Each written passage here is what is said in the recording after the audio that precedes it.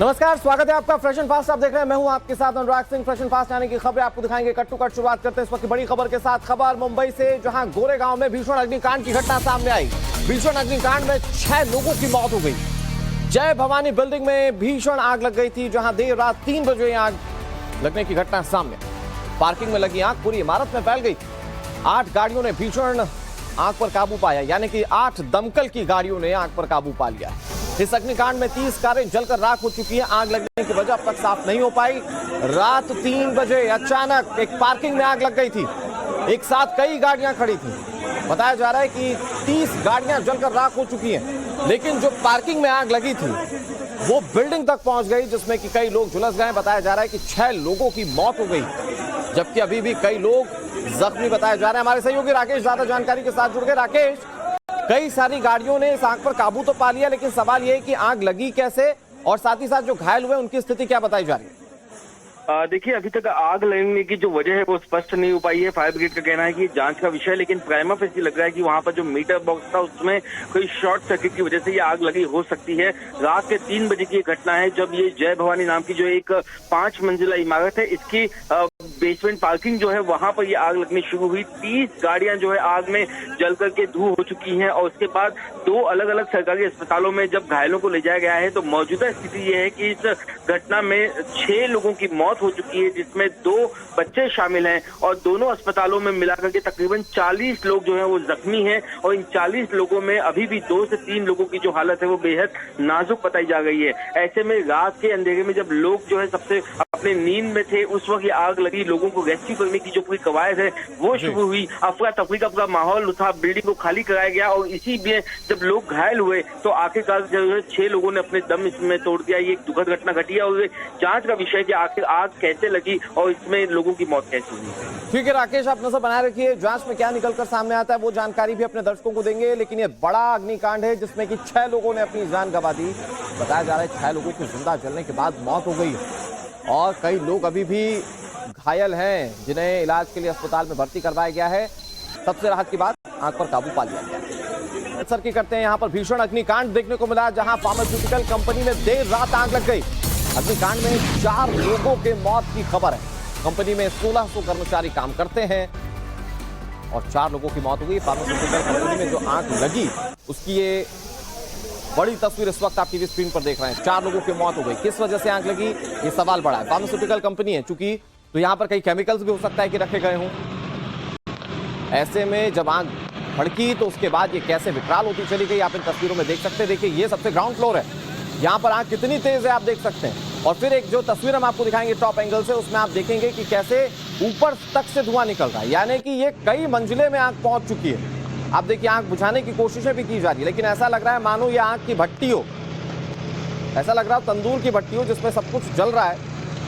अब यहाँ आग पर काबू पाना एक बड़ी चुनौती थी। आप देख रहे होंगे पानी की बौछार भी की जा रही है, लेकिन वो काफी नहीं है। ये 2 तस्वीरें, एक तरफ आप मुंबई की तस्वीर जो हमने आपको सबसे पहली खबर में तस्वीर दिखाई, वहां एक अपार्टमेंट में आग लग गई थी, पार्किंग में आग लगी थी, वो अपार्टमेंट तक पहुंची तो 7 लोगों की मौत हो गई, जबकि अभी भी कई लोग जिंदगी और मौत के बीच जंग लड़ रहे हैं। बताया जा रहा है 30 से ज्यादा गाड़ियां जलकर खाक हो चुकी है। तो ये मुंबई की तस्वीर है, और अब आपको अमृतसर पंजाब की तस्वीरें दिखा रहे हैं, जहां पर फार्मास्यूटिकल कंपनी में आग लगी तो 4 लोगों की मौत हो गई। आग किन कारणों से लगी, इन दोनों ही सूरतों में ये पता नहीं चल पाया, लेकिन इस आग से कई जिंदगियां खत्म हो चुकी।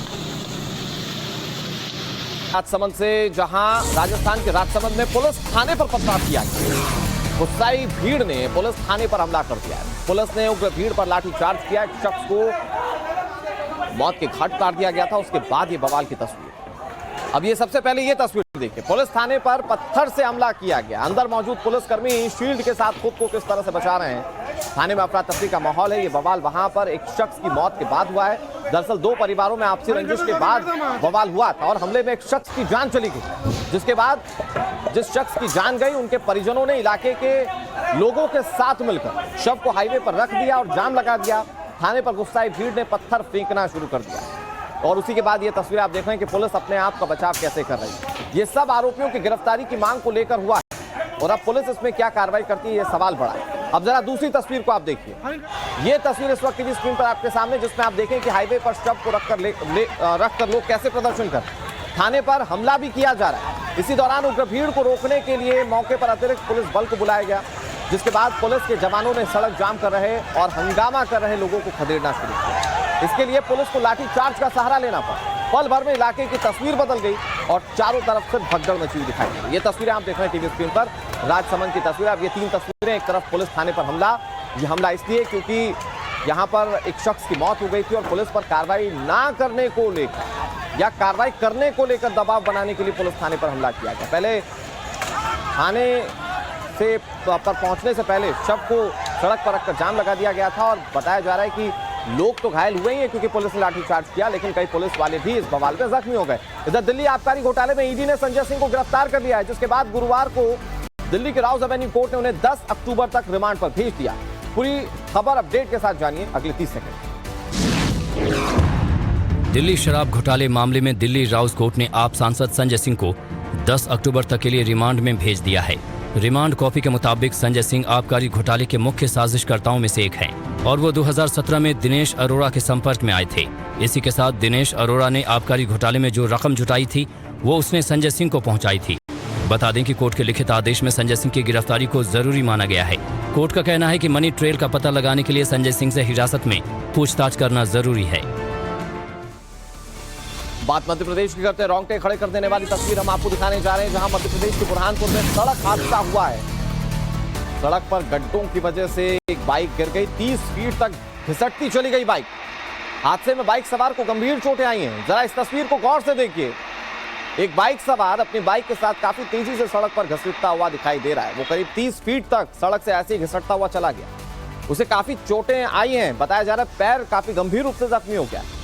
सड़क पर मौजूद बड़े बड़े गड्ढों की वजह से बाइक सवार की पहले बाइक फिसल गई और उसके बाद वो स्लिप होते हुए कैसे 30 फीट तक आगे तक चला गया, ये आप इन तस्वीरों में देखिए। गनीमत ये रही कि सामने कोई से गाड़ी नहीं आ रही थी, नहीं तो आप समझ सकते हैं कि कितनी बड़ी अनहोनी हो सकती है। इलाके के लोगों की माने तो हादसे वाली जगह पर बड़े बड़े गड्ढे हैं, जिसके चलते इस तरह के हादसे पहले भी हो चुके हैं, लेकिन प्रशासन कर क्या रहा है? और शायद इन्हीं तस्वीरों को देखकर यहां पर स्थानीय जनता आने वाले वक्त में वोट देगी।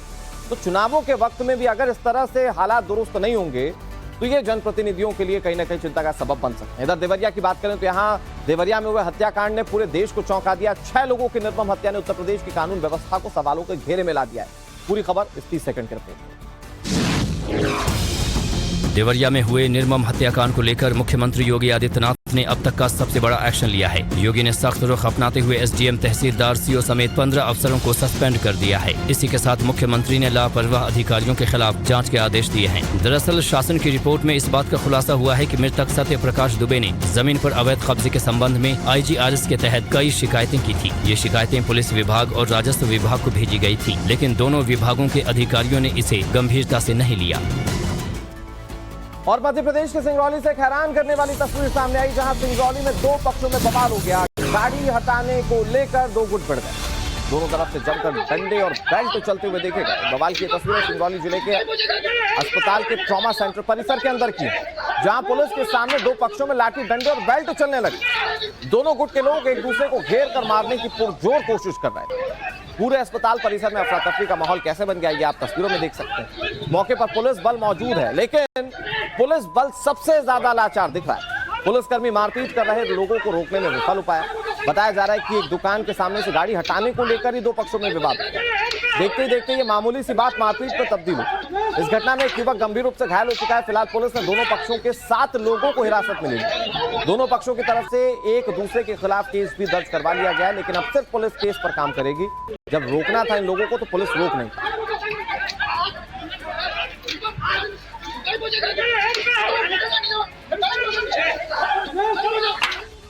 जो बता रहे हैं कि ढाबे के पास में कोई गाड़ी वाड़ी रखी थी, गाड़ी वाली को हटाने की बात पर से विवाद शुरू हुआ और विवाद फिर मारपीट में बदल गया। इसके कारण से ये झगड़ा शुरू हुआ।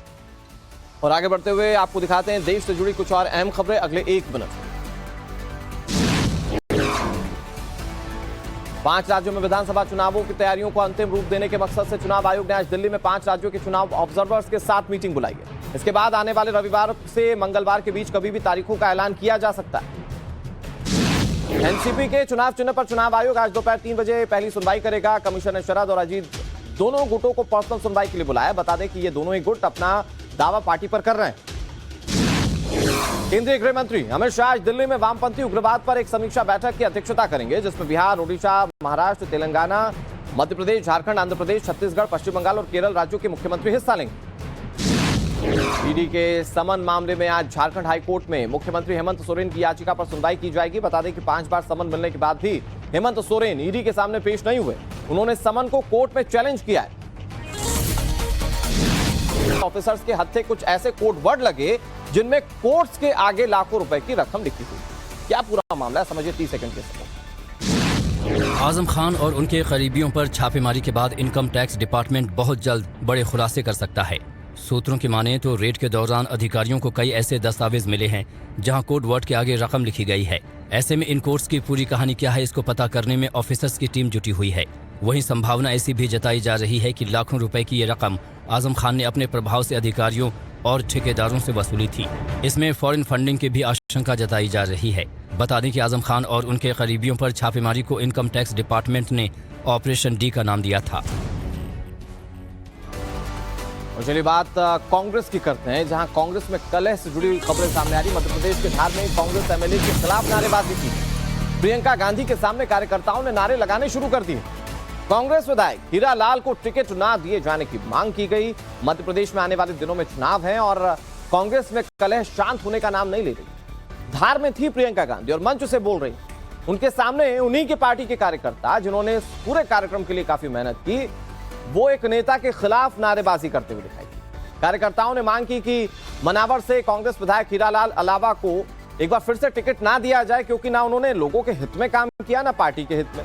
कांग्रेस कार्यकर्ताओं ने यह भी चेतावनी दी कि अगर हीरालाल अलावा को विधानसभा चुनाव लड़वाया गया तो यहां पर कांग्रेस को हार का सामना करना पड़ेगा। और जब कार्यकर्ता ये कहते हैं तो उसका सीधा मतलब ये होता है कि वो उस प्रत्याशी के समर्थन में प्रचार नहीं करेंगे या उनके लिए काम नहीं करेंगे।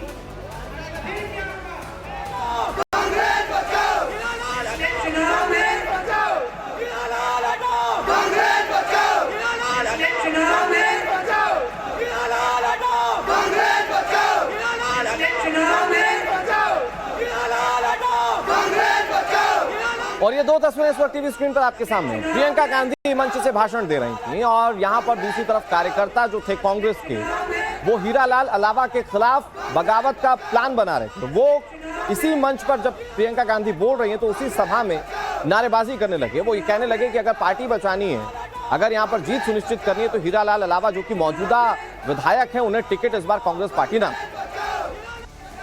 हमने प्रियंका गांधी जी तक हमारी आवाज़ पहुंचाने के लिए नारेबाजी की थी। हमने नारेबाजी ये की थी कि हीरालाल हटाओ, मनावर विधानसभा बचाओ। हमारी इस बार मांग है कि मनावर विधानसभा में स्थानीय उम्मीदवार किसी जिसमें कांग्रेस का डीएनए हो उसको ही विधानसभा प्रत्याशी बनाया जाए। मनावर विधानसभा में हीरालाल अलावा जी को जेएस के जो अपने आप को स्वघोषित संरक्षक बोलते हैं, उनको स्वीकार नहीं किया जाएगा, क्योंकि इलेक्शन जीतने के बाद उन्होंने कांग्रेस के पक्ष में कांग्रेस की विचारधारा को लेकर कुछ भी कार्य नहीं किए। और आने वाले दिनों में दशहरे का त्योहार है। देश भर के रामलीला ग्राउंड में रावण के पुतले लगना शुरू हो चुके हैं, लेकिन इससे पहले सियासी रावण इंटरनेट पर जमकर वायरल हो रहा है। मामला क्या है पूरा, आप समझिए 30 सेकंड के सपोर्ट। बीजेपी ने अपने सोशल मीडिया हैंडल पर राहुल गांधी का एक पोस्टर जारी किया है जो जमकर वायरल हो रहा है। दरअसल बीजेपी ने अपने इस पोस्टर में राहुल गांधी को नए जमाने का रावण बताया है। पोस्टर के कैप्शन में लिखा गया है कि नए जमाने का रावण यहाँ है, वो दुष्ट, धर्म और राम विरोधी है। उनका एकमात्र लक्ष्य देश को बर्बाद करना है। इस पोस्टर में राहुल के 7 सिर दिखाए गए हैं। इस पर लिखा है भारत खतरे में है। तस्वीर के ठीक नीचे बड़े अक्षरों में रावण लिखा हुआ है। इसके नीचे अंग्रेजी में अ कांग्रेस पार्टी प्रोडक्शन के साथ डायरेक्टेड बाय जॉर्ज सोरोस लिखा है।